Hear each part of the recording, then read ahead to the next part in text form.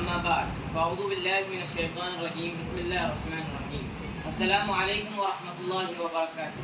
آج میں آپ لوگوں کے سامنے حضرت عمر کے اسلام لانے کا واقعہ پیش کرنے جا رہا ہوں۔ حضرت عمر وہ ہستی ہیں جن کی پرچھائی سے بھی شیطان ڈرتا تھا۔ ایک دن حضرت عمر غصے میں گھر سے باہر نکل کھڑے ہوئے اور راستے میں ایک صاحب نے پوچھا، عمر کہاں جا رہے ہو؟ عمر نے کہا، محمد کا خاتمہ کرنے جا رہا ہوں۔ ان صاحب نے کہا، پہلے اپنے گھر والوں کی تو خبر لے لو، تمہارے بہن اور بہنوئی مسلمان ہو چکے ہیں۔ یہ سنتے ہی حضرت عمر اپنی بہن کے گھر پہنچے۔ اس وقت ان کے بہن اور بہنوئی حضرت خباب رضی اللہ تعالیٰ عنہ سے قرآن کی تعلیم حاصل کر رہے تھے۔ حضرت عمر کے آنے کے آہٹ پاتے ہی ان کی بہن نے قرآن کے صفحوں کو چھپانا شروع کر دیا۔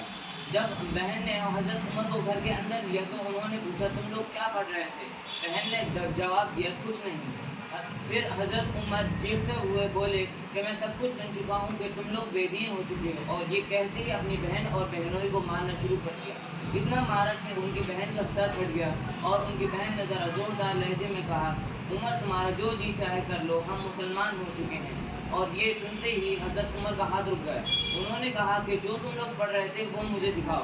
بہن نے قرآن دیا۔ حضرت عمر نے قرآن پڑھنا شروع کیا اور سورہ طٰہٰ کی آیتیں پڑھ کر کچھ دیر بعد ہی حضرت عمر بول اٹھے کہ یہ کتنا پاکیزہ کلام ہے، اور دار ارقم پہنچے۔ وہاں حضور کی خدمت میں پہنچے اور حضور نے پوچھا، بولو عمر کیسے آنا ہوا؟ حضرت عمر بولے، حضور اسلام قبول کرنے آیا ہوں۔ یہ سنتے ہی سارے صحابہ نے نعرہ تکبیر بلند کی اور حضرت عمر مسلمان ہو گئے۔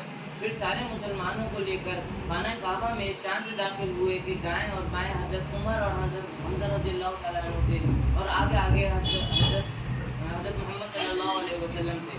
یہ حضرت محمد صلی اللہ علیہ وسلم کی زندگی کی سب سے پہلی خانہ کعبہ میں جماعت کی نماز تھی، اور اب تو مسلمانوں کی تعداد روز بروز بڑھنے لگی تھی۔ اللہ تعالیٰ سے دعا ہے کہ وہ ہمیں حضرت عمر کے نقش قدم پہ چلنے کی توفیق عطا فرمائے۔ وآخر دعوانا الحمدللہ رب العالمین۔ السلام علیکم ورحمۃ اللہ وبرکاتہ۔